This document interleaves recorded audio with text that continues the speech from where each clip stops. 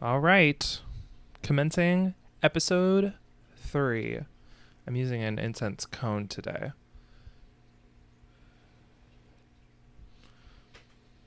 Yum. Okay. This is like a rose scented incense cone, and it's the same one that I used in high school when I would smoke weed in my garage with my friends. And now that's all it reminds me of. It just smells like high school, senior year of high school. So that's great. Incense lit, coffee drank. This coffee is also kind of gross. I'm very impulsively recording this episode. I literally recorded the Beware the Snowman episode yesterday, and I recorded the trailer earlier today. And since then, I have had a hair appointment. So, what do we think of my hair? Give me lots of compliments. The cut doesn't look that different, but it is quite different, and I love it. And my teal root moment is over, unfortunately. But I'm back to all black, and I love this moment for right now. And that's that on that. Welcome back to Things That Go Bump. I am Zabian, your host, and this is my Goosebumps review podcast. That's that. That's all I have to say, okay?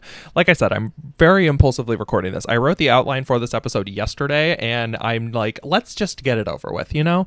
Not in a way that, like, I don't want to talk about this one, because I actually really like the book we're going to talk about today, but more so because, like, after I finish this episode today, every episode going forward will be like fresh material.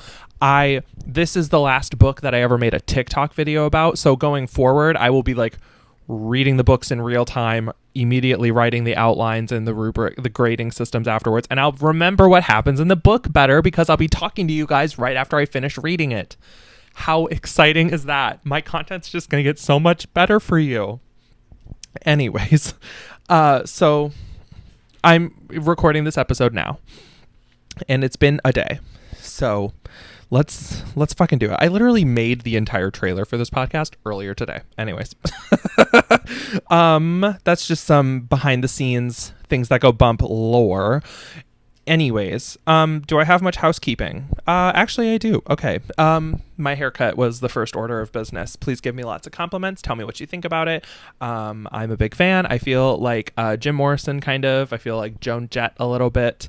And that's that. The next order of housekeeping is not necessarily audience complaints, but more so things that I feel the need to address so that people aren't going to continue listening or watching this podcast and going, what? So why do I say you may have noticed that when I drink coffee, I tend to follow my sip. My dog Jude is on my last fucking nerve today. I would like to get that out of the way. So great. We have a live studio audience member behind my iPhone laying down on my bed. My dog Lotus. She is much better than Jude. Jude is annoying. He got kicked out of here before I started recording because I was like, nope, can't deal with you today. Anyways, after I have a little sip of my coffee, I always like to say twink. And I want to address that because I've been told in the past that someone thought that I was always saying twink after I took a drink of my coffee. Not on the podcast, in my real life, because I do this off the air too, because my behavior is a bit obnoxious. And I want to say I do that because I have the most obscure references from movies that I've watched in just any media I've consumed lodged into my brain that pop up in normal day-to-day things. And it's not very like common. Like I'm not always quoting like the most quotable movies like Mean Girls or some shit. It is the most obscure, like, weird, specific references. I love to ask people, ain't you tired, Miss Hilly? Ain't you tired? And I love to say, when someone asks me if I did something, I love to say, not I, sir, not I, Tituba and Ruth. And this is just another example of that. So whenever I drink something, it always makes me think of Helena Bonham Carter as the Red Queen, I think, or the Queen of Hearts in the Tim Burton Alice in Wonderland. When she, I don't know, literally all it is she's like calling for a drink, but she goes, "Twink, That's it. That's why I say that, because I think it's funny and it's lodged in my brain for no reason. But that's that. That's why I say dwink after every time I take a drink of my coffee. Also, I'd like to address this little motherfucker, the blue light on my microphone. It bothers me so much because if it's sticking straight out like this, it's going to be like super bright on camera. When I hold it to the side and I'm like, problem solved, it's like shining on my shirt all the time. I want to get like a little piece of tape to put over it or something, but also I need to know if my microphone is on. So whatever, guys, we're just dealing with the blue light on my microphone. I try to cover it with my thumb as much as I can, but I'm moving around all the time and it doesn't always work. Okay. It doesn't always work. This is not a professional recording studio. I don't know how many times I have to tell you guys that. It is just me and I'm doing my best. So for the time being, we're living with the blue microphone light as it is. And that's that. And you guys just have to deal with it. I'm sorry. I'm sorry it's so annoying to me and only me. But just get over it, guys. Okay? Just get over it. All right. That's the end of the housekeeping for today. It's time to move on. I'm actually so excited for this review. It's time to review this week's book, and that would be we're not really jumping back much in time as far as the publication. The last book was number 51 in the series, in the Goosebumps series, and today we're reviewing number 49 in the Goosebumps series. Vampire Breath. Oh boy, this one I feel like is another classic. It's not as like staple Goosebumps as like the Haunted Mask, but like this is another big one. You know what I mean? I feel like this is one of the first ones people think of when they think of the Goosebumps series. This is another copy of the book that I got from family, so I know I read this book as a kid. There's like a 99.9% chance this copy that I read for this project and for the podcast, there's a chance that I read this exact copy as a child. And that is crazy. That's like one of the main things I wanted to do this podcast for, is age regressing and just like kind of going back to better times. And this is like the most I can get to that for myself personally. I probably read this copy of this book. That is so crazy to me. But besides that, I also remember I don't remember the episode from the Goosebumps show of Vampire Breath, but I remember like a snippet of it. So like not a quote, unfortunately, but it's like a snippet that I'm like, I don't think that happened in the book. For some reason, I remember them going down like a giant slide or something at one point, and that's it. That doesn't happen. Spoiler alert.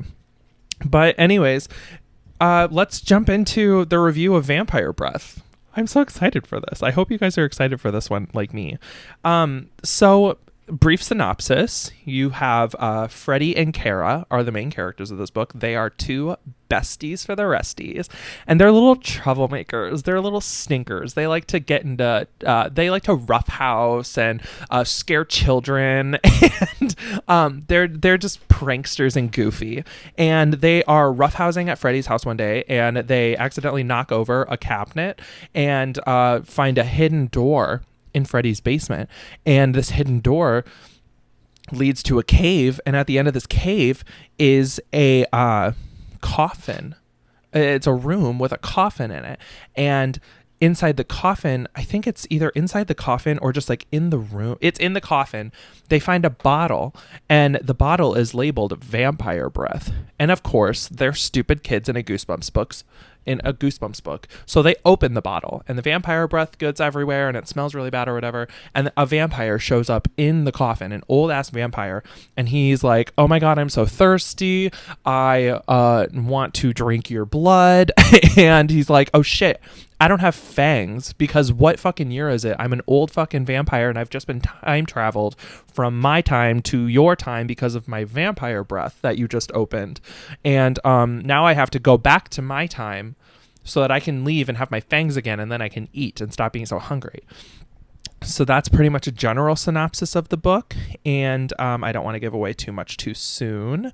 But y'all, that's about half of this book. This book, unlike Beware the Snowman, this book was like crazy. This book starts, is, and then continues to be and finishes crazy crazy. And I will have to say that like the plot twists and things like that in this book, they didn't surprise me much because I remembered what happened from when I read it as a kid and from when I watched the episode as a kid, but they're still nuts. That needs to be said. So the first thing I want to kind of dive into is, the secret tunnel in this kid's basement. Like I said, they discovered it after they were roughhousing, and they knock over an entire fucking cabinet, a glass cabinet, and it breaks. And then they find the secret door. What kind of kids and what kind of roughhousing were they doing to knock over an entire fucking cabinet? If it's up against a wall, how do you run into it so that it falls forward and then reveals the door behind it? Hey, do we have any engineering majors in the chat that would like to explain to me how two kids roughhousing could knock over a cabinet so that it falls straight forward and not to the side or something? I didn't think about that until right now. That makes no sense. Also, like, the book starts with them like babysitting some kid, and it's like Freddy's babysitting them, and Cara's like, hey, let's be the responsible one, not scare the shit out of him. And Freddy's like, no, I'm gonna scare the shit out of him. I think he like pretends to be a werewolf or something, which that comes back at the end of the book. Yeah, he pretends to be he pretends to like see a werewolf or something. Sorry, I'm getting very like hyper fixated on shit that doesn't matter today. Please bear with me. So basically, Cara's the responsible one, and she's the more responsible one. I think that Cara is so, not to be stereotypical, but she's very lesbian coded. Because she insists on beating the absolute fuck out of her friend who is a boy. And it's almost like like Simba and Nala in that one scene in Lion King. But it's like almost to assert dominance and like against her male friend. She's fighting the patriarchy. She's like, you're like one with me, but you're not above me. I'm gonna get you. I don't need no man. Lesbian. And she's also just a logical problem solver for the most part. That's not to say that lesbians are level-headed, but she's not so... I don't know what I'm trying to say here. She isn't so free-spirited like Carly Beth and like Jacqueline, our previous protagonists of the books that we've reviewed so far. She is much more like, what the hell is going on here? We need to get the fuck out. These two are very much like fight or flight in like character form. Freddy's very fight. Cara's very flight. They discover the secret tunnel. And they like walk all the way down it, and it's another room, like I said before, and they go in it, and it's the coffin. But that has me thinking, like, what would I want to discover in a secret tunnel in my basement? What would I want the secret tunnel to lead to? And I honestly have no idea. It's a good question. I don't really have an answer to it. Maybe like a nice coffee shop in my basement that I never knew about. It would be like a nice coffee shop though. So no like teenagers working, no teenagers that hate their jobs. It's not a chain. There's not a Starbucks in my basement. There's not a Dunkin' Donuts in my basement. It's a nice locally owned coffee shop that is not, we'll say it's a nice locally owned coffee shop that makes good food and pays their employees more than $10 an hour and doesn't just completely make them do the work of a manager and then refuse to give them a promotion and then hire a new manager as soon as that employee quits. That's just hypothetically, though. I was not just projecting any of my past experiences from this last year onto my desires that would take place if I were in this children's book. That is not what just happened. That's completely just a hypothetical situation. Completely hypothetical. Anyways. Sorry, Jude's barking downstairs. If you can hear him. If you can hear Jude, I'm sorry about it. Get over it. Maybe, or the secret tunnel could lead to like one of those cool like Scooby-Doo bookcases. Like you know what I'm talking about. You know exactly what the fuck I'm talking about. The secret bookcases at the end of the tunnel, and you pull a book down, and it's a door, and it opens to like another room, and it's a big library or something in the basement. Oh, that would be so fucking cool. Are you kidding? That would be so cool. That would be so cool. A secret tunnel that leads to the secret bookshelf door. You pull the book down. You have to, what book would you pull down if you found it like that though? What book would you pull down? Probably it has to be a mystery. So my brain automatically goes to like a Sherlock Holmes book, maybe an Agatha Christie book. I'm not really much of a mystery person, so like I don't know. Or just like a classic book about escapism. Maybe Great Gatsby. That's not an escapism book, but like it's just what's coming to mind right now. You pull the book down, huge fucking library. Huge library, like Beauty and the Beast style library. Oh, isn't this amazing? I was in Beauty and the Beast twice. I've been in Beauty and the Beast 2 times in my life. Can you guess who I played? You're not going to guess who I played. The first time I played the clock when I was in middle school. You might have guessed that. The second time, bitch, I was the Beast. Beast! That was me. And it was double casted. And my cast was quite good. The other cast was pretty good too. Except if you were to compare me and my counterpart, that's that on that. So that's probably what I would want my secret basement to lead to. Please tell me what you want your secret basement tunnel to lead to. That's so weird. Anyways, so moving forward, Freddy and Cara. They discover the secret room. They discover the coffin, as I said earlier. And then there's like this vampire breath in a bottle. And they open it. It smells terrible.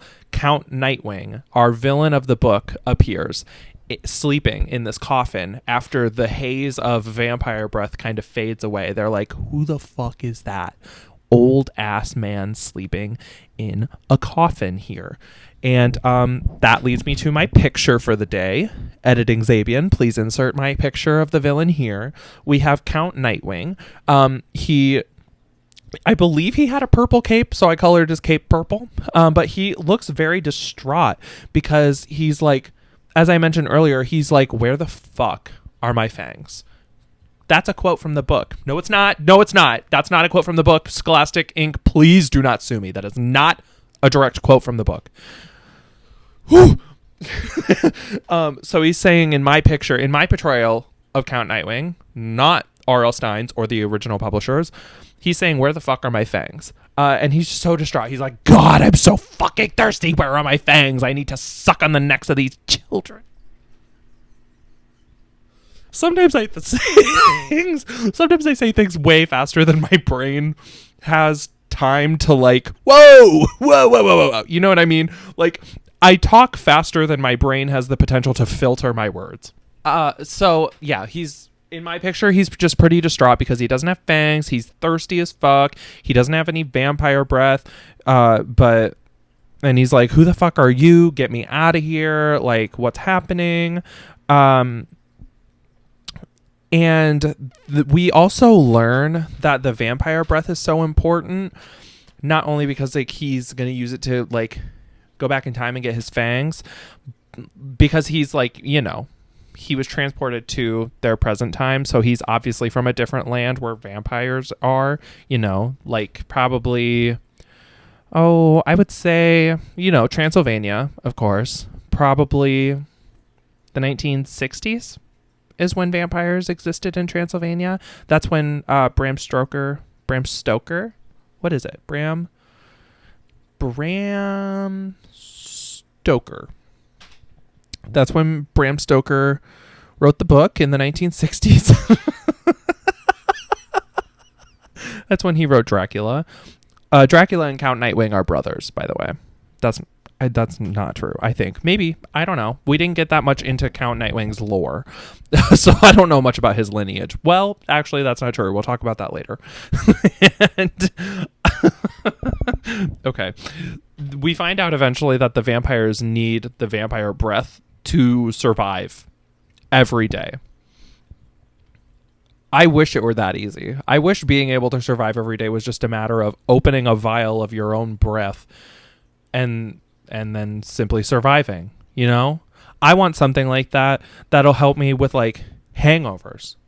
Because let me tell you, I don't drink much, but when I do drink, I'm not a heavy drinker actively, but when I do drink, I drink heavily.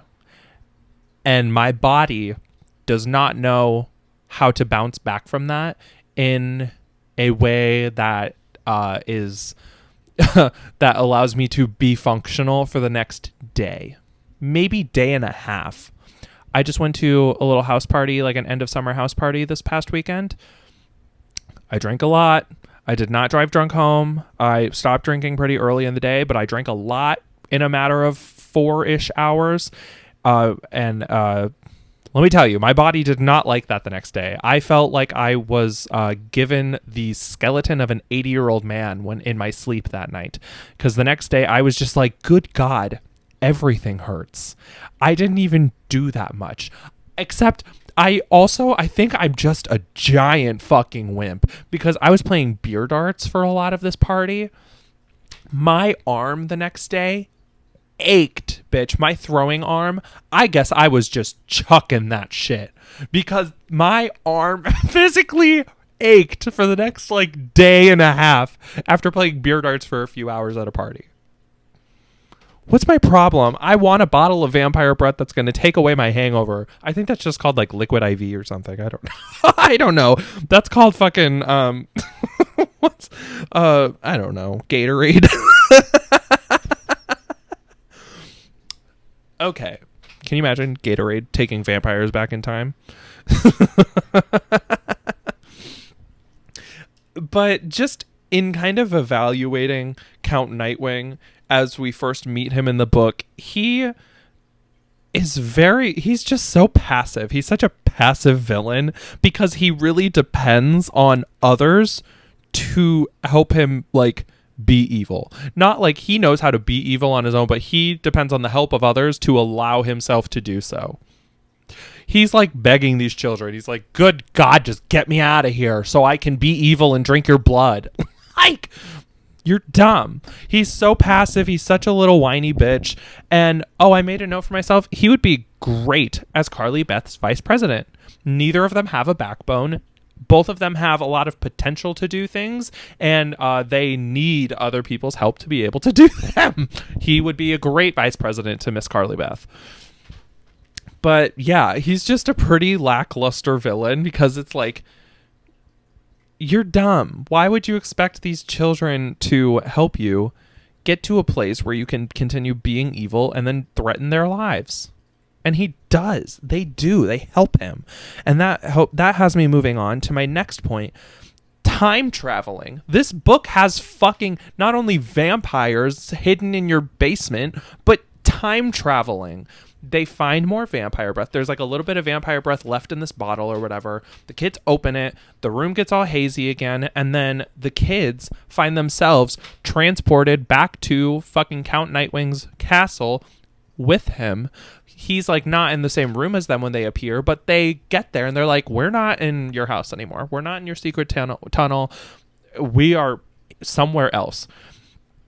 And like, I think that Count Nightwing should be jailed for this. He simply accidentally abducted children. That is jail time. He's a criminal. Anywho, and these kids don't seem to care that much. Well, they do. They don't seem to care that they were abducted. They just care that they're not at home anymore. They're like, my mom can't make me a Hot Pocket if I'm not at home. Who's going to eat it? Their mom's not home anyways. They're home alone during this day. Of course they are. But yeah, they find themselves in some weird castle in a corridor filled with coffins on both sides of it. And we find out that like the vampires all stay really close together in this castle because the vampire breath, they need it to survive every day. So the vampires all stay together in this castle to be close to their supply. So basically, they are literally just a group of stoners, and Count Nightwing is their dealer. They literally, these vampires are toking up, and Count Nightwing's like, puff, puff, pass, bitch. So this made me think, who would I want in my puff, puff, pass circle, in my smoke sesh circle of vampires? And I made myself a little list that I would love to share with you guys. So first is, Olivia Rodrigo. She basically in her new song confirmed that she's already a part of this. Like, there might as well have been a character named Olivia Rodrigo in this book, because she has a song called Vampire. What else could that mean she's a part of? Twilight? No. She's a part of Count Nightwing's court in Vampire Breath. Doja Cat. Come on. She is also at this point in time pretty much alluding to the fact that she's already a vampire or just a monster of some sort. She'd be perfect. Renee Rapp. Also, she's just like, she's like a sexy Twilight vampire, but she's in Vampire Breath because I said she is. Who's next? Maeve Wiley from Sex Education. Emma Mackey's character in Sex Education. I don't feel like I need much of an explanation for that one. Next we have Ghostface from Scream. Because you just need some like iconic characters in your circle. He seems pretty chill for the most part. And can you imagine like a slasher murderer as a vampire? Badass, bitch. Next we have Timothy Chalamet, of course, but we specifically have Timothy Chalamet as Kyle from Lady Bird. The darkness, he's just so like, he doesn't care, but that comes off as emo. I feel like that would translate into the attitude of a vampire in a stoner circle very well. I think, I don't need to explain myself any further. Next we have Sarah Michelle Gellar, but specifically, that's so ironic because she's literally Buffy the Vampire Slayer. I totally forgot about that. But I specifically have Sarah Michelle Gellar from I Know What You Did Last Summer. The like diva princess, beautiful unit. Oh, her hair in that movie. She is stunning in that movie, bitch. Annoying, yes. Vain, yes. Vain, blood. That's her vanity. More like literally like veins, blood-sucking veins, and also smoking a doob with the buds. Smoking a doink. Emma Chamberlain said that in a video, like one of her really old videos, and I think that's so funny. Smoking a doink with the buds. Sarah Michelle Gellar from I Know What You Did Last Summer. And last on my list is Weird Barbie. Come on. Can you imagine if Kate McKinnon as Weird Barbie was also a smoking vampire? Come on. Get over yourselves. If you disagree with anything on this list, especially that, girl, it's time for you to get over yourself real quick. Then Freddy and Cara, moving forward with the plot, they just kind of explore this castle, trying to find a way out of there.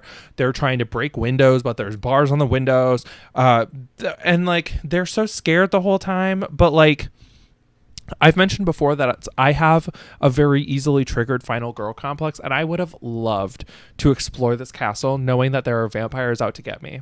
There's a whole corridor of closed coffins. There's Count Nightwing probably looking for me. Like, I want that. I want that for myself. I want it. I want to go to Transylvania in 1960 and escape a vampire. I want that so bad. And like, they also at one point they get out a window and then Freddy just like jumps from it, not realizing that the castle they're in is actually on top of a giant fucking cliff. So he's just like falling, plummeting to his fucking death. And guess who saves him? Count Nightwing. And then they're basically just trying to get away from him because he's looking for his vampire breath so that he can drink their blood. And they're looking for the vampire breath first so that they can leave and not get their necks sucked on by an old man. But yeah, eventually while they're looking for the vampire breath in the castle, they run into this little girl named Gwendolyn because of course her name is Gwendolyn, whatever. And she's basically like, he's looking for you. Let me help you. Please come with me. I will help you hide from him and I'll show you where the vampire breath is. Psych, bitch. Gwendolyn sneaks them into a secret cellar and tries to drink their fucking blood. This is just a sign that you should never trust children, bitch. Never. I would have dropped that little bitch off the castle and let her fall, except she's a vampire so she could fly, but whatever. The sentiment is still there. I would have fully Amanda Thripped this bitch, grab her by her fucking pigtails, whip her around, throw her out the broken window in the castle that Freddy jumped out of previously. Fuck Gwendolyn. But then, anyways, Count Nightwing shows up. He stops Gwendolyn from eating them, and they escape into some room full of a bunch of empty vampire breath bottles. And then they're basically playing like needle in a haystack with Count Nightwing because he's still trying to suck their blood. He basically stops he stops Gwendolyn because he's like, I want to drink their blood. I think. I don't know. I could be wrong about all the details of this book. I'm such a reliable narrator in this situation because I'm like, I don't really remember what happens, but I'm going to tell you about it. I'm going to tell you about the book anyways because I read it. I just don't remember what happens. What the fuck ever. So yeah, they're playing needle in a haystack with all these empty vampire breath bottles. They finally find the bottle. They literally play fucking like monkey in the middle with this vampire breath bottle between Freddy and Cara over Count Nightwing. And eventually they finally get it open and they are transported back to the present. And Count Nightwing is with them because they're fucking stupid and counterproductive. And right as he's about to drink their blood because he has fangs again, we find out Freddy's parents come home and Freddy's like, oh my god, Dad, fucking stop, it's a real vampire in our house. And Freddy's mom is like, Dad, Count Nightwing is Freddy's grandfather. What is that? My babysitter's a vampire. Try my grandfather sleeping in my basement in a secret tunnel I never knew about is a vampire. That's the sequel to My Babysitter's a Vampire. But yeah, so we find out Count Nightwing is grandpapa, and his fangs, he was like, oh my god, where are my fangs? And his mom is like, you didn't lose them. They're in a glass in this conveniently unused bathroom in our basement. Like, of course they are. And that has me thinking, my grandma used to have dentures. Was she a vampire? Could have been. All the time. I have numerous memories of seeing just teeth sitting in a cup in her bathroom. Were they fangs? I'll have to unpack that in therapy next week. Anyways, so, yep, we find that out. And I guess Freddy's parents are also vampires, and they basically just fly away in the night. Freddy's parents and Count Nightwing fly away in the night after they're like, Freddy, you don't get your fangs yet. You're too young. And he's like, fuck it. Okay. I guess I'm a vampire too. And then they're just chilling, and Kara's looking through the fucking bathroom and finds a vial of not vampire breath, but hold on to your seats, werewolf sweat. What the fuck? What the fuck? But that rolls back to the very beginning when Freddy tried to trick the babysitting kid into thinking that his dad was a werewolf. So it's kind of full circle if you think about it. You kind of cast the fishing rod again. You go, my fishing line sound. You reel it back in with a full circle. I guess that would only be a half circle because it's going up, landing, and then it comes straight across. Get over it, guys. I don't fucking know. I dropped out of college. I took a math class. When I was in college, I took, okay, so you have to take gen eds, obviously. I took the easiest possible math class that I could, and, you know, it was genuinely easy, and I got an A in it. The next semester, there was a kid in that class, the same class as me with the same professor who apparently was failing, and my professor, I was an English major, just taking a math gen ed. My professor recommended me to be this kid's tutor. I was a math tutor in college. And I think he did better. I think he passed. I don't know. He was also older than me. What? I was a math tutor to a student older than me as an English major in college. College. Not even like what? Anyways, it wasn't geometry. I don't really remember what we did in that class. We learned about like decimals or something. We learned about decimals? Fun fact, I learned what a decimal was 2 years ago. Jesus Christ. I don't know. So Cara finds werewolf sweat. And, you know, she kind of consumes it. Or opens it and smells it, similar to the vampire breath, and basically growls. And we're supposed to assume that she becomes a werewolf, and that's the end of the book. And I find the werewolf sweat mixed into the vampire story very Twilight coded. I can't really go the vampire episode without talking about Twilight, of course. But like, also, I brought up Bram Stoker earlier. And my question is, how do we think that they got enough werewolf sweat to collect in a vial?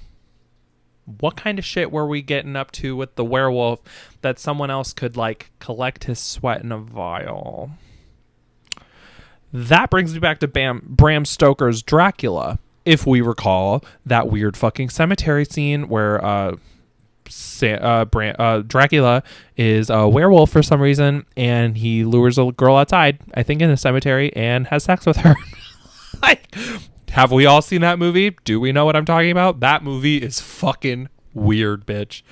The like naked ladies in the bed with Keanu Reeves, and then the werewolf having sex with her. That movie is so weird. So weird. Oh my God, that movie is fucked up.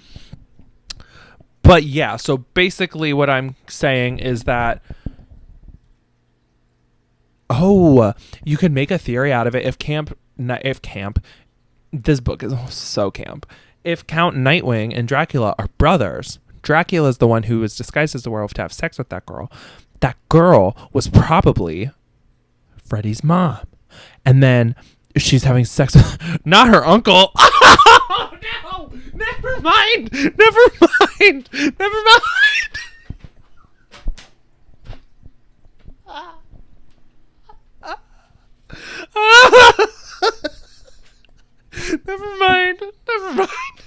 Got the cameras dead ass. Never mind. Go away.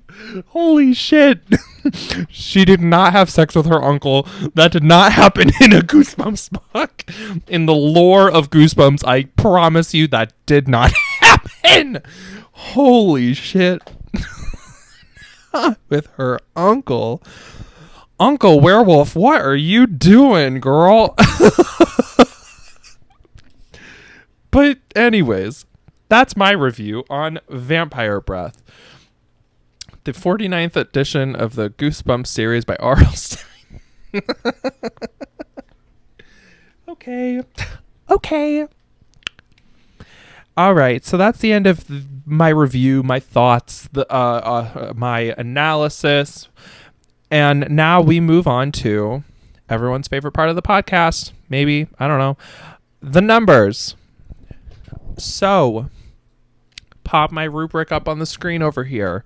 Thank you, editing Zabian. So first we start, as always, with the spookiness of the concept of this book. I gave it a 4.5 out of 5. The idea of finding a vampire in a secret tunnel in your basement and then time traveling to said vampire's castle, that's fucking horrifying. However, also avoidable. If I were to find a secret door in my house, no matter what level of the house I was on, especially one that was like specifically hidden behind a cabinet, I would not, especially as a child, would not have opened it. I would not have explored that shit. I would have said, ringing up the old mom on the old telephone and said, what is happening? There's a door in the basement. What's that? I would not have explored that shit on my own. So it doesn't get a 5 out of 5 because of how easily avoidable it was. But 4.5 because the rest of it is fucking crazy. Moving on to the villain in the story, Count Nightwing, we give it a 3 out of 5. As I mentioned earlier, he is just kind of a letdown. He is more so like scary at a first glance, and then we learn that he's pretty much just helpless without the assistance of children that he traps and then kidnaps. Accidentally, we have to give him some props. That would happen in the fucking justice system today. They'd be like, okay, yes, he abducted children, but it was an accident. And if it was a male white judge, they'd be like, well, okay. Give him like a slap on the wrist and call it a day. Count Nightwing would benefit from the patriarchy. Oh no. And then if he's Carly Beth's VP, they're just going to keep the patriarchy alive. But that doesn't make any sense because Carly Beth wants to take down the patriarchy. That's her whole storyline. That's her whole motivation, is getting back at men. And Count Nightwing benefits from that. He has to have some deeper intellectual knowledge that he benefits from privilege in order to be Carly Beth's VP. There has to be something there in the Goosebumps lore that I don't know about. But that's that. The reader's tolerance of the protagonists in this book, the S in parentheses applies to this one because we have both Freddy and Cara. I give it a 3.5 out of 5. Both of them were absolutely tolerable. But, oh yeah. Oh my God, I forgot to mention this. There's literally a part, I'm pretty sure it's the part where they are playing monkey in the middle, or needle in the haystack with all the empty bottles. And they're trying to like discreetly find it while Count Nightwing is also actively looking for it because they want to get the fuck out of there. Freddy literally finds it and is like, oh my God, I found it. I fucking found the vampire breath in a bottle. I found it. And obviously that's what prompts them to have to play fucking monkey in the middle so that Count Nightwing doesn't get it. So in my review, I say Freddy's punk ass needs to learn how to keep his mouth shut when he finds the one thing he doesn't want Count Nightwing to find. And Cara, lesbian coded Cara, balanced out his dumb fucking energy because she, for the most part, was very much like, as I said, the flight. She's like, I have a filter. I have motivation, and that motivation is to get the fuck out of here. And Freddy is just like, oh, I found it. I found the thing that the guy doesn't want us to find because he wants it for himself. I found it. Stupid fucker. But they were not like annoying. He's just stupid. Does that make sense? Carly Beth was fucking annoying and stupid. Freddy's not really annoying. He's just stupid.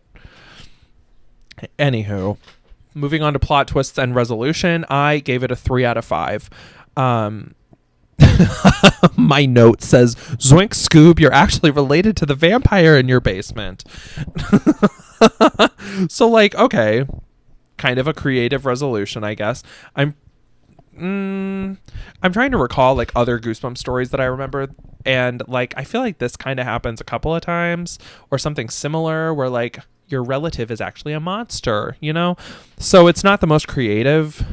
And this is like late in the series too, so it's like really not the most creative. But what did get me, what gave it a few extra points, like, so it's not a super low rating, is the little girl in the castle tricking them. That was an even bigger twist in the plot, in my opinion, because another child was going to drink their blood. That's fucking crazy.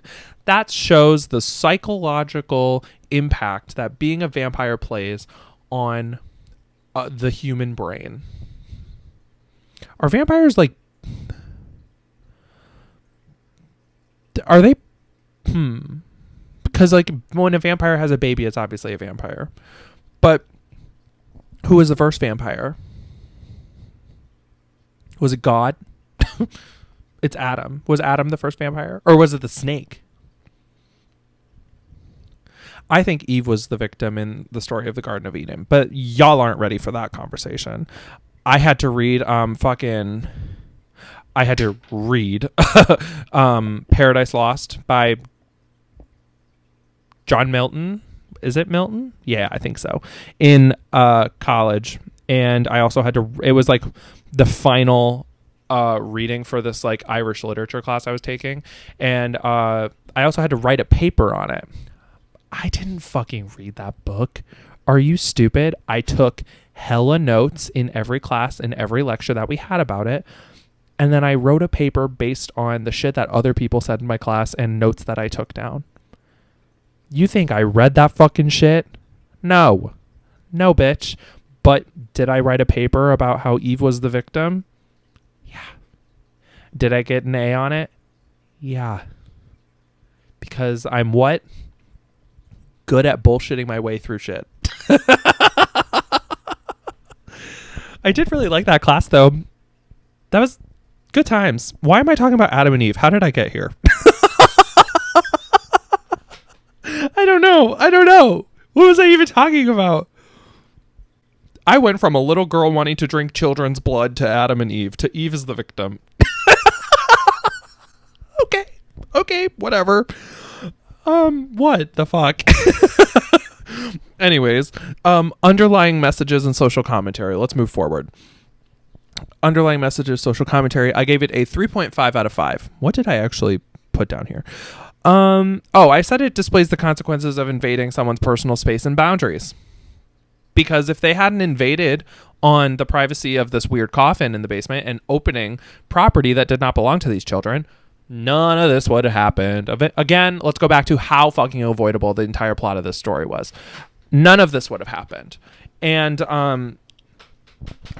so yeah, mind your fucking business, basically, is the social commentary of this book.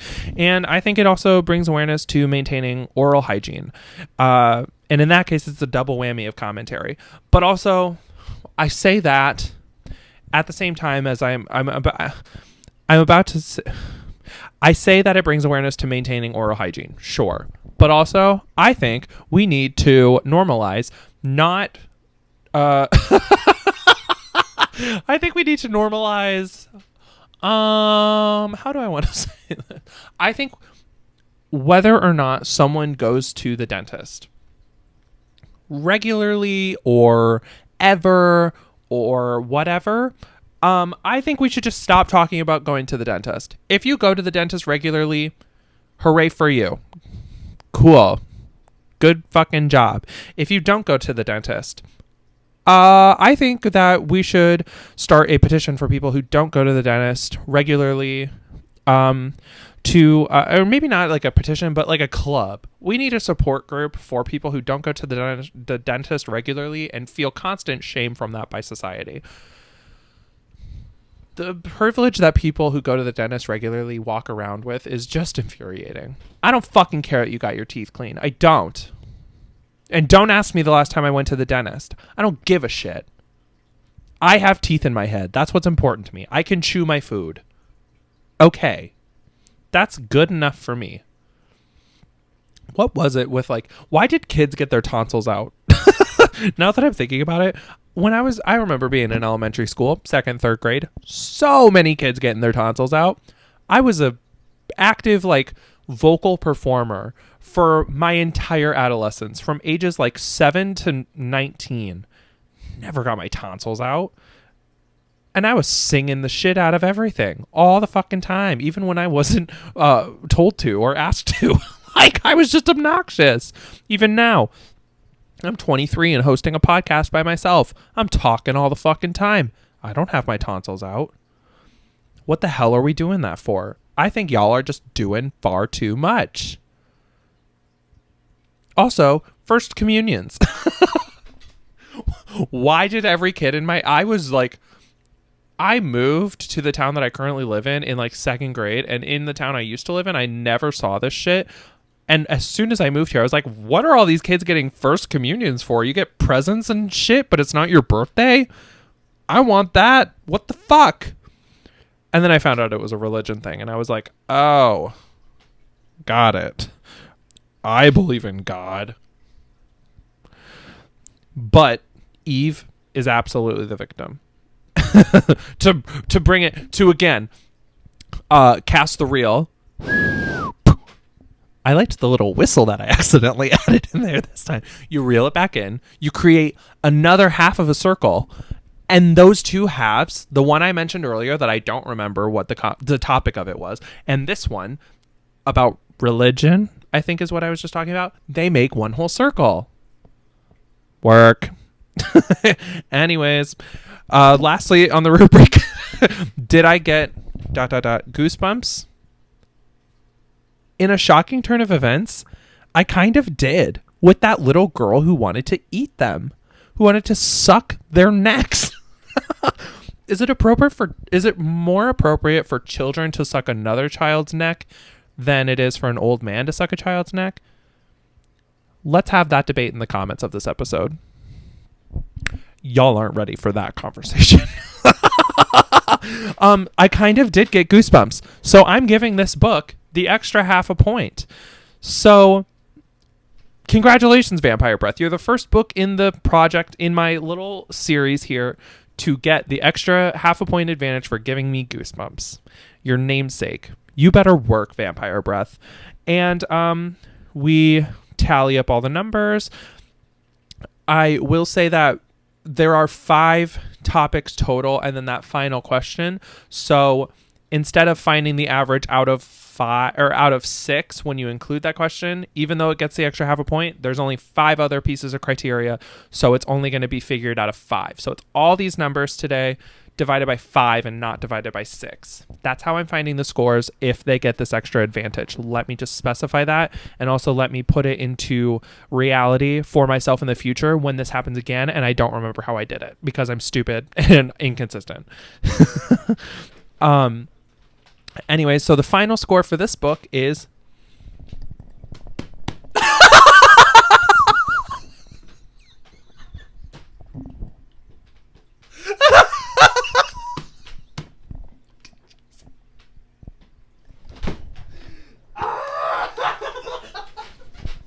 Did you see me just trying to do a drum roll with one hand?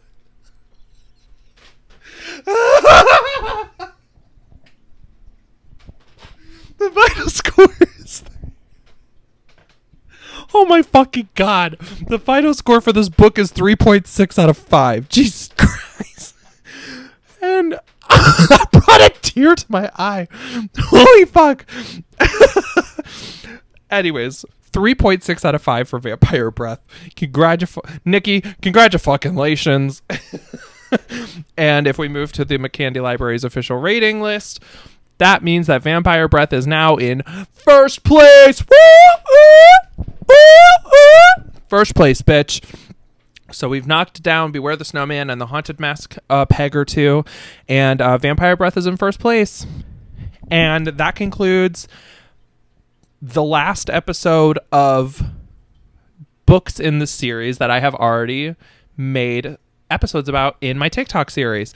So like I said earlier, going forward, the content is all going to be fresh from my brain. I will have just read the book before I record the episode. It won't have been half of a year at least.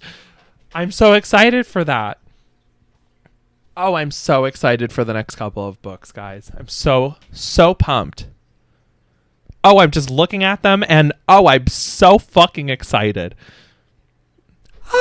Okay. So, yeah. now the podcast is caught up with my TikTok series content, and going forward it is all fresh new content, numbers that have never been seen before. I'm so excited to see how this goes, to see how this plays out, because now I don't know the ranking of any of the books that are going to happen going forward. I don't know. This is so exciting. Okay. Anyways, on that note, please follow me. What the fuck, dude?